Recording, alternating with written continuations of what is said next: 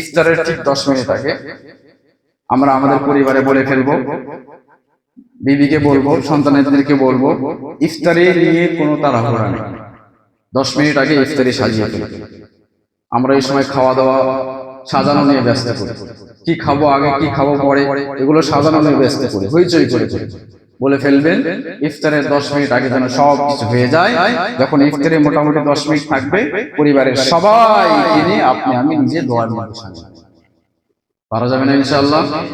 এই মুহূর্তে বান্দা যে দোয়া করে না কেন, আল্লাহ সুবহানাহু ওয়া তাআলার বান্দার এই দোয়াটাকে আল্লাহ রাব্বুল আলামিন কবুল করে নেন। তো আমার চাওয়া, আমার সংসারের ঝামেলা চলছে, আমার ব্যবসা বাণিজ্য ঝামেলা চলছে, আমার কৃষি ক্ষেত খামারি ঝামেলা চলছে, আমি ছাত্র জীবন চলছে, আমার তার মধ্যে ঝামেলা চলছে, আমি অসুস্থতায় রয়েছি, আমি অভাবে রয়েছি, আমার যে মনে চাওয়া পাওয়া যত কিছু আছে না কেন, ইফতারের আগ মুহূর্তে আল্লাহ সুবহানাহু ওয়া তাআলার দরবারে আমরা ব্যক্ত করি। আল্লাহ রাব্বুল আলামিন আমাদের এই দোয়াগুলোকে, আল্লাহ রাব্বুল আলামিন আমাদের এই চাওয়াগুলোকে কবুল করে নেবেন।